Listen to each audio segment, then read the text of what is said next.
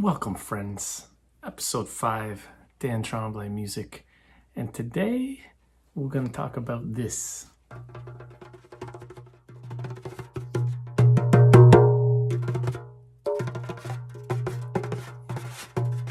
No, we're not gonna use this. It's fun, but no, we're talking about finger drumming using a keyboard, electronic keyboard, creating cinematic percussion with these bad boys right here. That's all you're gonna need. Fingers, finger drumming. So first we need to talk about some genius drummers. The drummer is the backbone of any great group. You don't have a good drummer, forget about it. Nobody's gonna care. That's how important it is. Vinnie Colaiuta. Vinnie Colaiuta is just a genius. Listen to 7 Days by Sting, another genius. Listen to the drum fills. Check out some live footage of Vinnie Colaiuta. The guy is just a beast. Amazing. Playing different time signatures effortlessly. I could listen to him play all day long. The late, great John Blackwell from New Power Generation was Prince. Oh, man. This drummer extraordinaire. So much energy. If you've never seen Prince perform live, it's just an extraordinary experience. I'm talking about Stuart Copeland and the Police. Stuart Copeland's use of accents on the drums is, I think, unparalleled. I don't think maybe there's somebody out there that can do it as good as him, but the accents that he's able to do on the drums at lightning speed. I almost didn't see it, the Police reunion tour, because one of my daughters, my wife went into labor with my first daughter in Montreal at the show. Carter Beauford, I apologize if I'm saying it wrong. Dave Matthews Band drummer. Wow. What is the song? Drive In, Drive Out. If you're a drummer, man, just try to play along with that. Try to get all those stops. I mean, the guy's just, don't drink the water. I mean, the guy's unbelievable. Last but surely not least, this guy I want to talk about. I also had the luxury of seeing him live. He was part of Chris Bodie's touring band for a long time. And yeah, I know what you're going to say. All these purists out there, Chris Bodie. Yeah, he's no Miles Davis. He'd be the first one to tell you that he's no Miles Davis. But what does he have? An extraordinary tone. Billy Kilson played probably one of the baddest cymbal solos I've ever seen in my life. And I think it was like a one-handed hi-hat solo or something like this. The guy's... I've never seen anything like it. And the thing that I really like about Billy Kilson is that his use of dynamics. He plays solos at very quiet volumes, which is not easy to do on a drum set and still get a really great tone, and the guy pulls it off. So obviously we can't compete with all those guys, but we can use our fingers, okay? So check it out.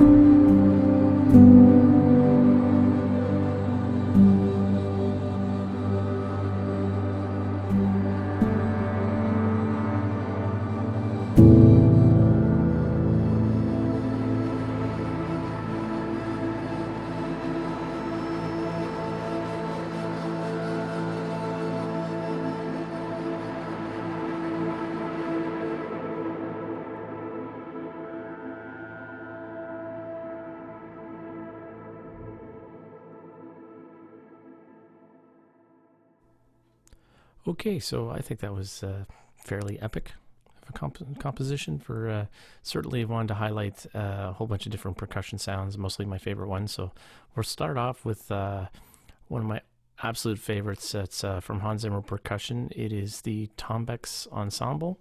All right, so let me hear the first one.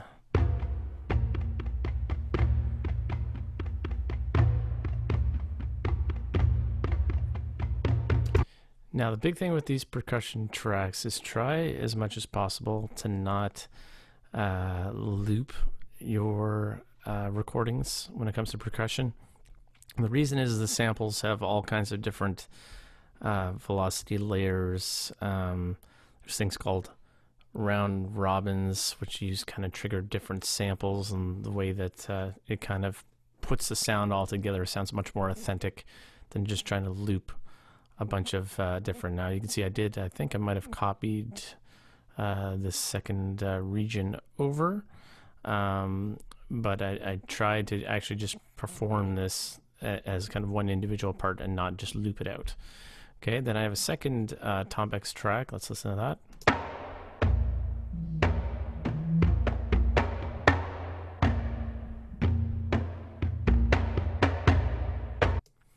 Okay, so same sound, just layered on top of the existing track.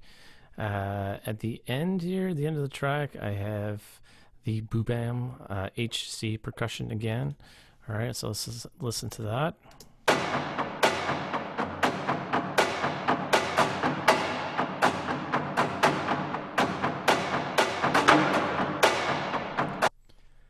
It's so easy when you're working with such amazing sounds to begin with.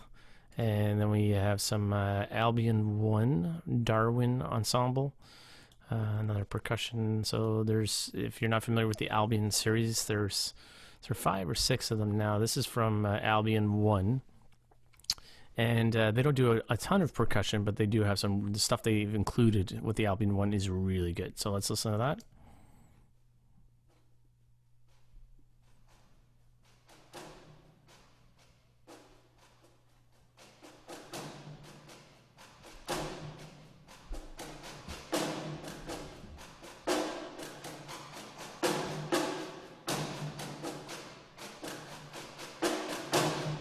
Forgot I had a whole bunch of automation, so it just kind of sneaks in there. All right, let's just check this one out. Okay, and then I think I have that same patch, and then I add a second part. So I do this all the time, where I'll have my favorite sounds, and I'll record them in parts, and then I'll just layer them on top of each other, because that's really what makes that full sound. So let's listen to this same patch, but new track.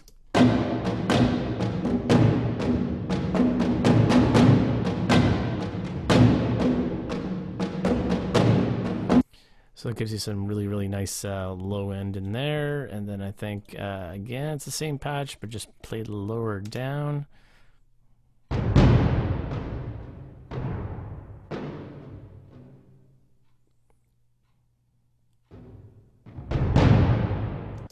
So really just to add some kind of big accents to kind of give that really big kind of sound. And then I have Spitfire percussion. I can't remember if these were bongos, but anyway, some of the higher kind of patches. So let's listen to that.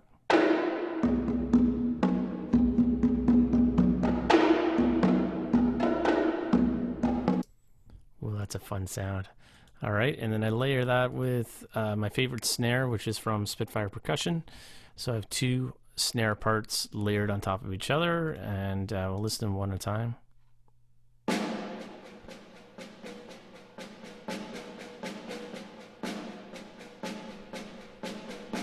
Doesn't sound like much on its own, but let's listen to the second part, and then we'll listen to them layered.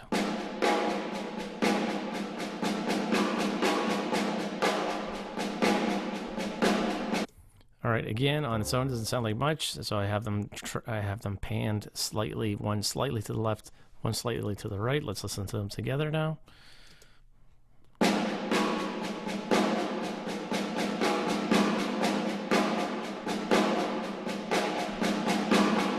So it just gives you a little bit more of a kind of a stereo image. This is done multi-tracking all the time in pop music with guitars and vocals.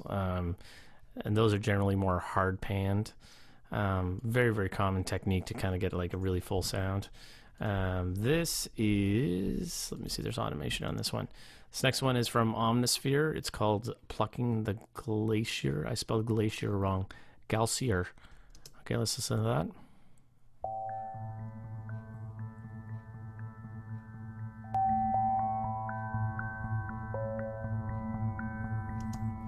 Okay, and this is the the epitome of how I use Omnisphere, is for adding textures underneath, and just it's like the pulsing kind of sounds that run under a track. That's primarily what I use it for. Okay, and then we got some strings. Okay, so the strings are all Albion 1 strings except for one patch. So I have my two different of these shorts. High shorts, two different low shorts. So these are the same patches but different parts. Then I have the Albion 1 octave longs. Love these, one of my favorite patches. And another high long. And then, okay, so those are the strings. Okay, so let's listen to those. All right, maybe I'll play them together so you can hear kind of the two high parts.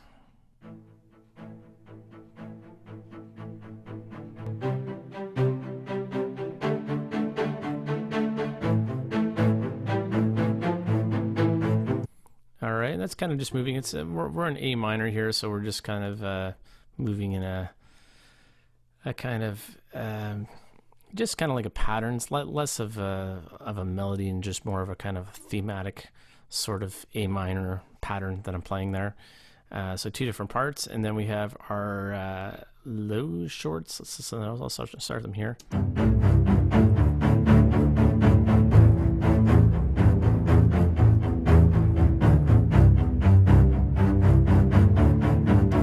Again, we're pretty much just moving between three chords in the key of A minor, but gotta love those sounds. So they're very, very. These are all quantized, by the way. Okay, so the strings and any of the rhythmic parts are all quantized. Okay, all the percussion parts, gotta quantize those puppies. There's no way you're gonna play them perfectly, so you gotta snap them into your grid in 16th notes. Quantization, super easy to do. If you don't know how to do it, you literally just double click on one of your regions. There's like 1,000 different ways to do this, but I literally just right click, select all, and then I choose my quantize value. Okay, and the trick is that you want to choose a value that basically whatever your shortest note is, that's what you want to choose. So I have 16th notes, and that's it. Super easy to do. So for any rhythmic passages, you really want to snap those onto the grid. So that's quite a bit different than one of my previous videos where I was talking about I had kind of like a sparse kind of loopy sort of sound or song, which wasn't quantized. It wasn't snapped to the grid. This one is very, very much snapped to the grid, snapped to the tempo, and just to lock them, keep them very tight. The other thing I like to do with the string sounds, especially with the shorts, is to add very, very little processing because it's going to get lost. It's going to sound less tight once you put it into the final mix. If you put too much reverb, or depending on your mic placement choices, if you're adding some of the ambient mics or the tree mics and all that kind of stuff, the surround mics on some of the patches, all the sounds are going to start swirling around. When you have these short kind of passages, you want them to sound really, really tight and really together. So, little FYI there. There's the Albion 1 strings octave lows.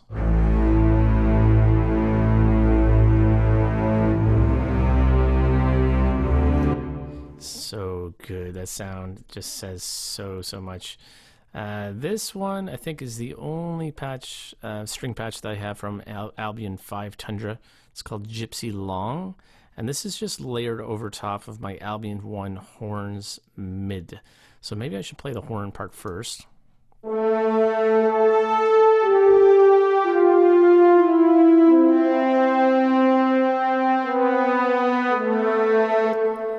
Okay, so very, this is kind of the first part. Up until this point, it's been very just kind of percussion and just kind of rhythmic passages. So I just wanted to introduce some kind of theme, so there's some kind of hopefully memorable part. I literally just copied this part and I duplicated it. And you've probably seen, if you see my other videos, you'll see that I do this all the time. This is how you get depth through layering with different sounds. So then I just, so it's kind of got like a string sound over top of it.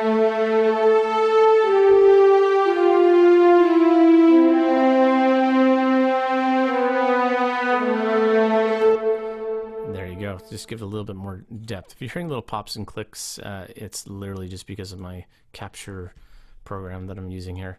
Okay, and then some of my, usually my favorite things that I like to use the Albion series from Spitfire Audio for is all their crazy pad sounds. The pad sounds are just, to me, that's kind of, although I am using a lot of orchestral sounds in this, I tend to not use a ton of orchestral sounds in my music. I tend to really gravitate towards the pads. So this is the Albion Tundra bellows pad. Let's listen to this amazing sound.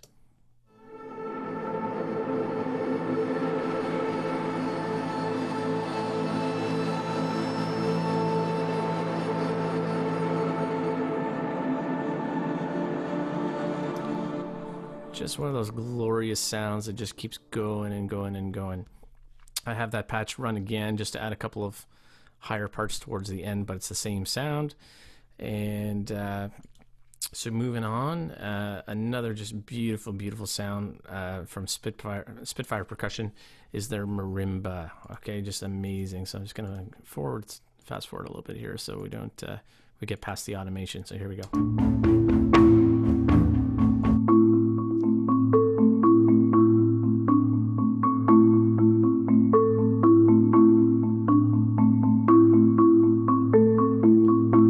So again, just a beautiful sound, and literally used as like a rhythmic component to add to the sense of rhythm. It's EQ'd pretty harshly, not because it's anything wrong with the sound, but I scooped out a lot of the low and a lot of the high just to kind of push it to the back of the mix a little bit more, and so it's not too harsh, not sticking out too much, because it's more of just kind of like a background kind of rhythmic texture. Then we have, and I've talked about this a lot, is I have probably my favorite piano patch from Native Instruments is their Una Corda. Although now that I've seen some of Carlos's music there from the Queen's Gambit, he's talking about using Noir, and I don't have Noir yet, and so I think I definitely have to get it because it looks like an amazing instrument.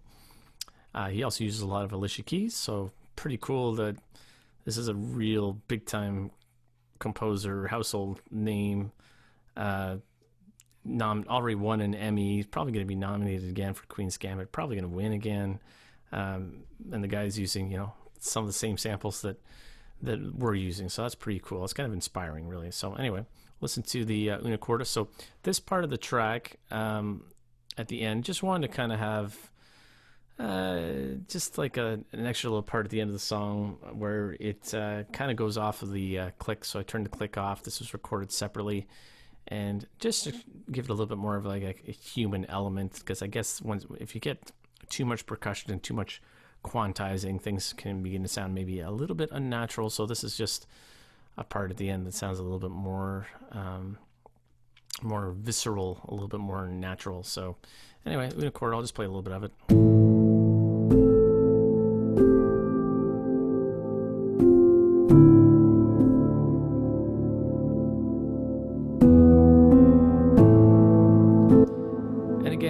that same theme that I carried over from the Gypsy Long and the horn part. Similar theme, just played out in piano. I think that was like 1 or 2 takes. The piano, I do very, very few takes with the piano. Just try to keep it very, very real and authentic. And then we have our, one of my favorite tracks from Omnisphere, Boeing. I'm not going to be able to even say this right. Boeing something. Let's see what it's called. Chromium. Boeing Chromium. It's probably one of my favorite patches from Omnisphere, so let's check this out.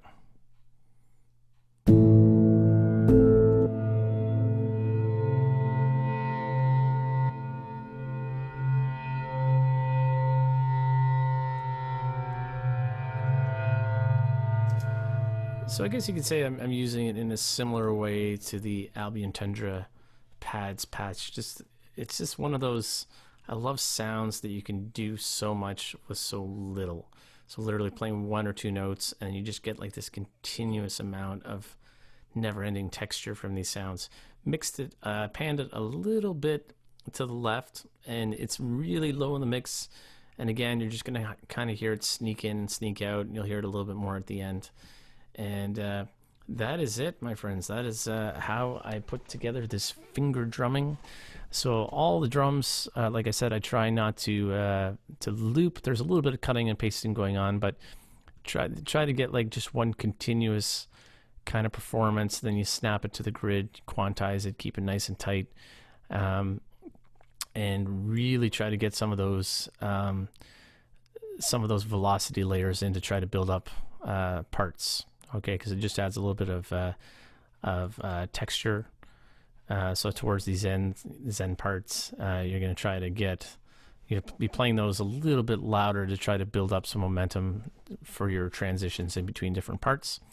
And just to accentuate those a little bit more, I've automated all of these towards the end. So you can see there's a little bit of a lift. Just like, what do we have, 3 dB lift in a few of the parts, not all of them, just to try to get a little bit of a push at the end to just create a little bit of an excitement. Okay, also quite a bit of automation at the beginning where I'm just literally sneaking these tracks and really kind of building them as I go along. So so there you go, automation, very, very straightforward. You can do it for all kinds of different. You can automate pretty much anything. So you're basically just. I can do like future video on automation, but you're just kind of fine tuning your mix. So once you have a really nice static mix, so you've gotten your faders, everything where you want them, then you can go in and you can automate and really kind of, it's like your fine tuning of details. High pass and low pass filters are also a really cool way to use automation to really add some excitement to your songs. And reverb, again, I'm using Valhalla with a low cut on the after the verb is in there, and then I have a tiny, very small amount of compression, 2 to 3 dBs of compression, and then an adaptive limiter just to get a little bit of volume, glue it all together. And that is it, my friends. So you can see my EQ is pretty much all cutting out the lows, a couple cutting out the highs, and again, that's just to kind of soften some of those sounds, push them to the back of the mix a little bit more. There's like virtually nothing added in terms of reverb. So some people add, they'll add a tiny bit of reverb to every single channel to kind of glue everything together, but I find with a lot of these sounds, they sound so good, and depending on the mic placements you're using in the patches, you're already getting a lot of that room sound. If you start to add too much and you throw tons of reverb, everything just sounds like a swirling mess. So I've literally added, like barely any reverb. This, I think there might have been something on there. I took it off. So the reverb is primarily for the piano patch. And I have a little bit, so quite a bit on the piano patch. I like that very cinematic, atmospheric piano. And then I have just a tiny little bit on my my Omnisphere patch at the end. That's it, like no reverb. I really try to use very, very little reverb. Because I think the sounds I'm using, if you're kind of mixing them well, you shouldn't need to use too much reverb. And one of the biggest ways to make your mixes sound really amateur is to throw a ton of reverb. And I've been there, trust me. I've made that mistake a billion times. So there you go, my friends. That is the finger drumming track. I hope you enjoyed. There you have it, my friends. Finger drumming. Please like, subscribe, link to my website, check out the free content. I'd love to hear from you if you like this video. If you're a composer who does other projects using percussion, I'd love to know some of the libraries that you use, how you put them together. Do you use a keyboard? Do you use a MIDI controller with pads? Do you use electronic drums, drum heads? Let me know. Drop me a like, drop me a subscribe, and comment. Let me know what you think. Link to my website. Check out the free content. I'm going to be adding new content all the time. Love to be a part of your journey in becoming a better composer, a better piano player, and a better music producer. Stay safe, everybody. Happy holidays. Many years ago, the emperor presented me with a rudius. It's a wooden sword. He touched me on the shoulder and I was free. You knew Marcus Aurelius. I did not say I knew him. I said he touched me on the shoulder once. You asked me what I want.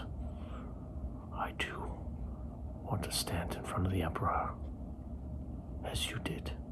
My name is Maximus Decimus Meridius, commander of the armies of the north, general of the Felix Legion, loyal subject of the true emperor Marcus Aurelius, father to a murdered son, husband to a murdered wife, and I will have my vengeance,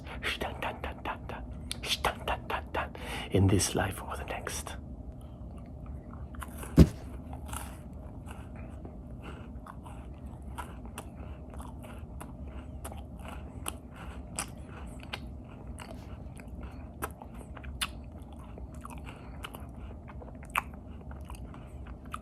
How do you have a dream within a dream? Within a dream.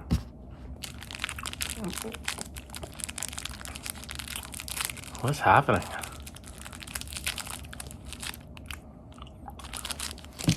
Is that thing gonna keep spinning at the end?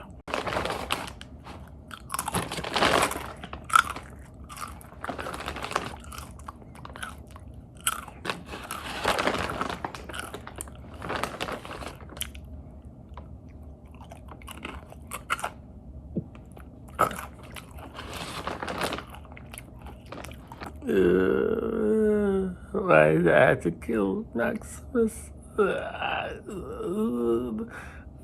They should do a different ending and not kill Maximus. Or maybe they should do like a sequel where he's like still alive and he never died. That's a really bad idea. I hope they don't do that.